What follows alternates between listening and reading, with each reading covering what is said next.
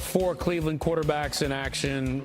We wouldn't show Snoop Huntley, but we'll show the other 3, including that guy. Sorry. 9 for 10 on the night, 71 yards and a tutty. He's going to make way for Dylan Gabriel up next. 2-minute situation before the half. Gabriel to Gage Larvadan. Coolest name in the game at the first down. So he'd make way for Shedeur Sanders. Playing in Cleveland for the first time as a quarterback for the Browns. Fans like, ooh, we're so excited, yay. Post-game, check out this question. I feel like you belong here on this team.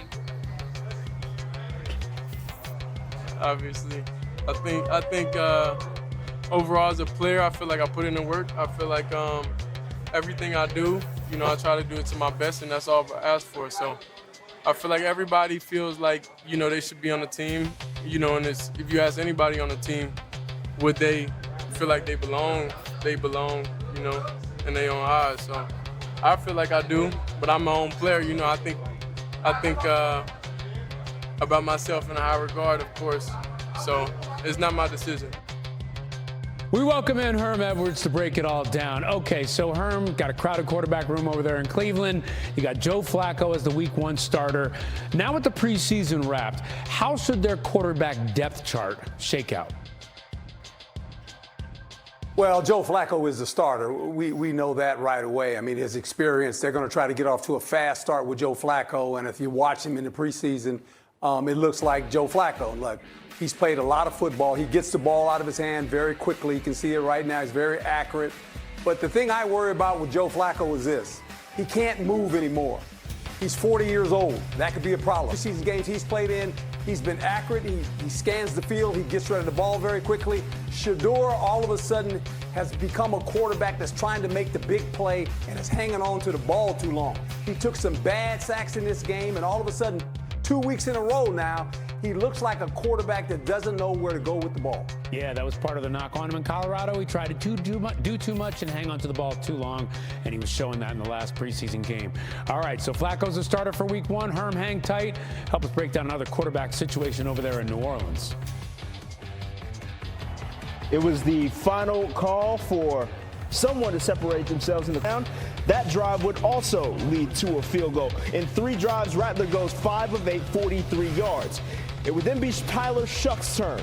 Third quarter's where it's up the first down.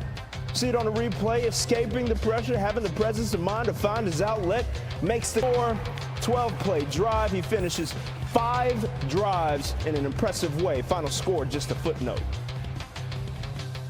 That is because Herm Edwards is back with us to discuss that Saints squad. Quite the conundrum that new head coach Kellen Moore finds himself in. Trying to decide between second-round pick Tyler Shuck and a second-year signal caller in Spencer Rattler, who started 6 games for the Saints last year. What are we to make of this entire quarterback situation, given that both of these cats have received substantial reps in the preseason? Well, I think Kellen Moore, obviously, he played quarterback in the National Football League, but he also coached some good quarterbacks, Jalen Hurts, Prescott, Herbert. So, he has that to look at. Now he has 2 young quarterbacks, one that has been there and one that they drafted. And I think when you look at the preseason right now, Coach Kellen Moore, who does he feel comfortable with? And I think this could be week to week, according to how the quarterback's going to see South. It'll be interesting to see who he starts, and does that guy start for the rest of the year? Yeah, it may not hold for all that long because, to your point, you might as well ride the hot hand given how the preseason totals of completion percentage, sacks, touchdowns, all of those things are pretty much even between these two. So we'll see if that tough decision shakes out to be one that's permanent. Appreciate it as always, Coach.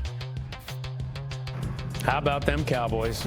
Brian Schottenheimer says he's going to meet with Micah Parsons about this, appearing to be sleeping on the medical table during the Falcons game Friday. Parsons, of course, has been beefing with Jerry Jones over contract negotiations, hasn't played this preseason. Today on Twitter, Parsons voiced approval for a post stating he was only on the table briefly, adding, "I'd never Last look at their quarterbacks before the regular season. Joe Flacco was already named starter and looked good in his tune-up, completing 9 of 10. Dylan Gabriel impresses well, throwing for 129 yards and a tub, but Shedeur Sanders struggled, completing just 3 passes and taking 5 sacks, so a lot going on. Let's see if Daniel Oyefusi can help us sort it all out.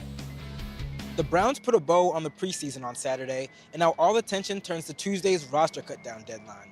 During the game, GM Andrew Berry said that keeping all 4 quarterbacks, Joe Flacco, Kenny Pickett, Dillon Gabriel, and Shedeur Sanders, is, quote, not much of a decision for us. The Browns have already named Flacco the starter for Week 1, but when asked about naming a backup, Coach Kevin Stefanski said he's just not there yet. Pickett would give the team an experienced number 2, but owner Jimmy Haslam has already said it's important to evaluate Gabriel and Sanders ahead of the 2026 draft, when the Browns have 2 first-round picks. For now, the Browns will move forward with their present in Flacco, while their potential future waits in the background. From Cleveland, Daniel Oyefusi, ESPN. So while Shedeur is busy fighting for a roster spot, Shiloh's evidently just fighting. The Tampa Bay safety got ejected from their preseason tilt against the Bills Saturday after a little skirmish in the second quarter. Buffalo tight end Zach Davidson. There's the punch, and there's the flag. That wound up being a subsequent ejection after. Everybody feels like, they should be on the team. And if you ask anybody on the team, would they feel like they belong, in their own eyes. So I feel like I do, but I'm my own player. I think about myself in a high regard, of course. So it's not my decision. Yeah, I didn't know I was out. Okay. Yeah, I didn't know. I was on the bike. I was powering up. I was powering up for that 2-minute drive because, that's just a situation every quarterback dreams for. That's many situations I've been in before, and I thought I was in. So then he told me I wasn't in, and I was like, oh. Sanders, of course, disappointed to be pulled from the game before that final 2-minute drive. As we take a look at some of the notable performers, the quarterbacks in the Browns quarterback room. Joe Flacco, the starter, 9 of 10, 71 yards, a touchdown. Dillon Gabriel, gripping and ripping it, 129 yards and a touchdown. Shedeur Sanders, under pressure, 5 sacks, finished 3 of 6 for 14 yards on the day. Back here with CBS Sports NFL analyst Emory Hunt. Emory, let's just say this wasn't the best performance we've seen from Shedeur Sanders. It wasn't what he was hoping for. He was sacked not once, not twice, not 3 times, not 4. It was 5 times, 5 sacks. That's a lot of time on the ground for the young quarterback. He completed just 3 of 6 passes, 14 yards, before being notably replaced by Tyler Huntley on the final drive of the game. This created a lot of post-game headlines. So what do you make, Emory, of that decision by Kevin Stefanski, who said not to read anything into it? A lot of times with these coaches and coaches like Kevin Stefanski, it's ego over execution, it's plays over players. At the end of the day, you got to give this kid a shot to redeem himself. That's the beauty of being a rookie. You're going to go out there, you're going to struggle, you're going to have some success, you're going to struggle again, but you want to see them come out on the other side. Now, Shedeur had 5 sacks, 5 drives, just was trying to press, trying to impress coaches, the fans, trying to live up to what Dillon Gabriel just put out there on the field. And Kevin Stefanski handled that situation and this whole quarterback competition horribly, because you removed an opportunity for him to redeem himself in that situation, to go out as a winner. And again, it's not just we all see it, players on the team sees it, players on the opposing teams see it. They know what's going on. They know what's going down, but it's all about Kevin Stefanski's ego. We saw this with Baker Mayfield.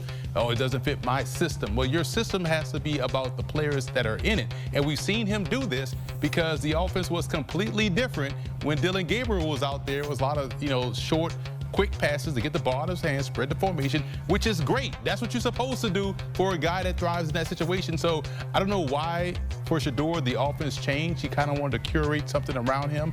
But at the end of the day, Shedeur recognized he had to play better. That game looked a lot like that UCLA game his first year in Colorado. But I blame Stefanski for how he's handled this whole situation, because it doesn't look very Coach of the Year leadership-like to me. Well, this is also why it is so important for the coach and the front office to be on the same page with the talent that they bring in, because say one direction doesn't prefer a certain player, they'll say, oh, here's another reason why we shouldn't have gone that way, or here's another reason why we should have gone this way. I am not speaking to Stefanski's views on Shedeur Sanders, but again, looking at, as you mentioned, the different approaches for these quarterbacks here, it is a crowded quarterback room in Cleveland. So does Shedeur make the 53 in your mind? That question is already for lack of a better word, dumb, in my opinion, right? Because yes, he's going to make he's the best quarterback in that room. The problem is when you look at how this was set up, right? Because you have Joe Flacco, who's 40+ years old, and people talk about 2023 as if we all didn't watch how that ended in the postseason with fumbles and pick sixes, and we saw what that looked like with the Colts in 2024. Dillon Gabriel was drafted according to where his talent suggested, to be completely honest and fair. 3rd round. Looks like a high-end backup. Looks like Case Keenum out there and how efficient he is with the football. He's a point guard passer. That's great for him. Shedeur was the one that should have gone in the 1st round that went to the 5th round for reasons that doesn't involve football. And so we could dive into a whole diatribe about that. But when you look at what he does well, accuracy, placement, situational football, which he took away from him today in the 2-minute offense. So the fact that, and Kenny Pickett's out there with 15 touchdown passes in 3 seasons, and he was a starter in Pittsburgh. Had he been the guy, he'd still be in Pittsburgh. So I think Shedeur definitely makes the team. It's interesting to see how they will finagle and carry the 4, because there were other players on this Browns roster that outperformed their position and their situation. So you want to create room for those guys.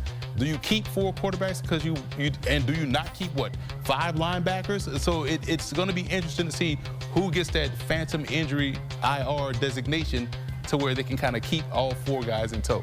How can they sneak people through waivers? That's the ultimate question this time of year. Now let's talk about Joe Flacco, QB1. His NFL career is old enough to vote. He's entering season 18 in the National Football League, and he looked as good as you could have hoped for. 9 of 10, 71 yards and a touchdown. So, Emery, do you read anything into this performance in terms of how it's going to translate to the start of the regular season for the Browns? Now you know what you get from Flacco. He's a seam, bang-aid type passer. The offense is more methodical. It looks slower when he was out there early in the ball game.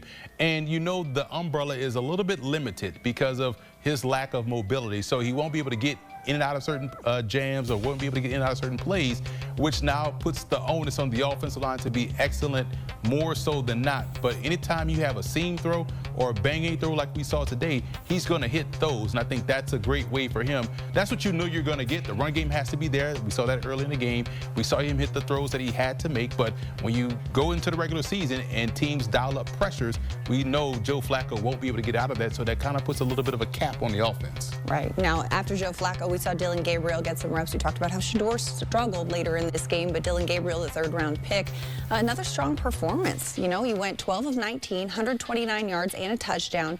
How are you feeling about Gabriel's preseason performance? Well, at least this time they don't have to squint and say he played well. It was obvious that he played well in this one. He didn't have turnovers and fumbles, right? So what I like about Dillon Gabriel, he's a quick game assassin. Speed outs, flat routes.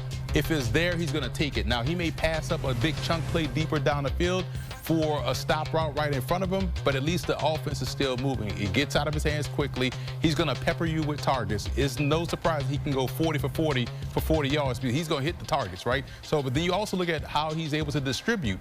It was shocking watching this game. Maybe this was just because it was a preseason, but watching how the Rams just kind of allowed him to hit those sort of quick outs and speed outs the entire length of the field for that impeccable 90-plus yard drive, touchdown drive. So I thought this was the best game he played out of the 2 preseason games, but you know what type of passer he is. He's a point guard passer.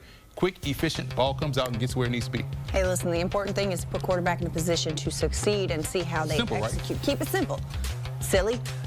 Listen, 3rd preseason game was the last shot at the dress rehearsal, let's say. But let's take a look at the entirety of all 3 preseason games from these Browns quarterbacks. Joe Flacco, Dillon Gabriel, Shedeur Sanders, Tyler Huntley. Pickett didn't even make the graphic. Oh, okay. Right? Pickett didn't even make the graphic out here.